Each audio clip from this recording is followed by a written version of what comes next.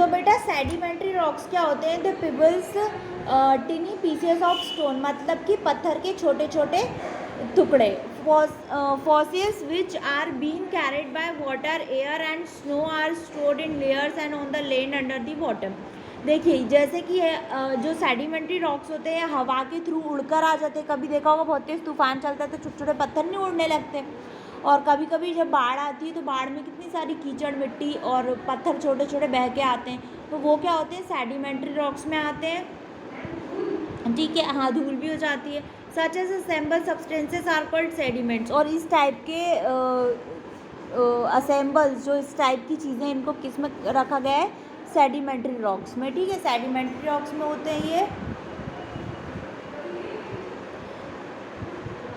their layer of sediments when under pressure and heat hardens to form sedimentary और rock rich layers। ठीक है, और जब इनको छोटे छोटे को जब बहुत ज़्यादा हार्ड फॉर्म में डाला जाता है बहुत ज़्यादा, तो ये क्या हो जाते हैं? काफ़ी ज़्यादा हार्ड हो जाते हैं, है ना। And water has important role in their existence, so it is also called water borne rock. इसको बेटा इसमें क्या इन जो सेडिमेंट्री रॉक्स होते हैं इसमें पानी की, ठीक है, वाटर की प्रेजेंस होना बहुत ज़रूरी होता है। इसकी वजह से ये क्या होते हैं? बहुत ज़्यादा ही मतलब कि हार्ड हो जाते हैं, और इनको वाटर ब्रोनी रॉक भी कहा जाता है। Sandstone, limestone, clay, coal, ये सभी जो आते हैं इस रॉक के अंडर आते हैं। जैसे कि सैंड मतलब मिट्टी, है ना, रेतीली मिट्टी, लाइम स्टोन, क्ले, है ना, काली मिट्टी, कोल, ठीक है, ये सभी चीज़ें। अब आ जाता है हमारा this is also contain the remains of the animals and vegetation around the 80% upper layer of the earth in made of the sedimentary rocks. और ये जो है भाई 80% हिस्से में है हमारे अर्थ के, ठीक है, sedimentary rocks. Okay, let's come to the metamorphic rocks. Metamorphic rock के बारे में हम पढ़ेंगे। बच्चों आप देख सकते हैं यहाँ पर आपकी बुक में पिक्चर भी दिया गया है सेडिमेंट्री रॉक्स का, ठीक है, कैसे उसमें पिबल्स डाले गए हैं, फिर सैंड डाला गया है, फिर चिक्का डाला गया है, फिर ऑर्गेनिज्म डाला गया है। अब इसी तरह हम देखते हैं कि मेटामॉर्फिक रॉक्स क्या होते हैं। मेटामॉर्फिक के बारे में हम पढ़ेंगे। When the shape and color characteristics of igneous sedimentary rocks due to the internal heat and pressure completely gets changed, then these completely changed rocks are called metamorphic rocks। बच्चों जो सेडिमेंट्री रॉक्स होते हैं और जो igneous rock होते हैं, इन दोनों को मिलाकर ही क्या बनता है? Metamorphic rocks. Okay, so shape, colour and characteristics सभी क्या होते हैं? मतलब कि उनका कलर, उनका शेप, ये सभी किस तरह दिखता है? जैसा इग्निशियस होता है वैसा ही सेडिमेंट्री होता है। अब हम आगे देखते हैं इसमें मार्बल फ्रॉम लाइमस्टोन, क्वार्ट्ज़ाइट, ठीक है, तो इसमें and from the stone slate, from clay, graphite, diamond, ये सारी चीज़ें भी होती हैं, ठीक है, diamond, graphite, and these rocks are very hard, granular. और जो मेटामॉर्फिक रॉक्स होते हैं बहुत ज़्यादा हार्ड होते हैं, ठीक है, कठोर होते हैं। अब हम इनके लैंडफॉर्म्स के बारे में पढ़ेंगे। द लैंडफॉर्म्स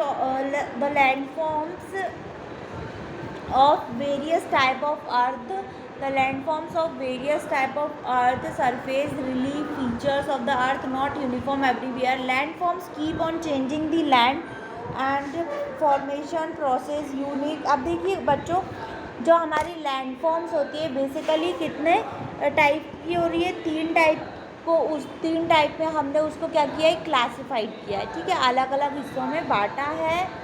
पहला है माउंटेन, दूसरा है प्लेटू, तीसरा है प्लेन। अब हम माउंटेन्स के बारे में देखते हैं। Mountain is a mass of land considerably higher than the surrounding area more than 1000 metre above sea level. जो माउंटेन्स हैं वो हमारी सी लेवल से 1000 मीटर ऊंचाई पर होते हैं, ठीक है, ऊंचे होते हैं। एंड दे हैव नैरो और conical peaks and steep slopes. Over 20% of land area of the earth is occupied. ये हमारी अर्थ में 20% एरिया में है माउंटेन। माउंटेन समझ गए ना? हाँ, तो अब इसमें आते हैं there are several type of mountain. इसमें कुछ प्रकार होते हैं माउंटेन के, जैसे कि block mountain, volcano mountain, folded mountain. Mountains are useful for us. Most of the rivers have their origin from the mountain. They have also influenced climate and mineral are also found in mountains. ठीक है, तो और हमारा जो mountains है वो climatic भी होते हैं, है ना। और इसमें एक चीज़ ये भी आ जाती है, जो माउंटेन्स होते हैं इनमें क्या मिनरल भी पाया जाता है। क्या पाया जाता है? मिनरल।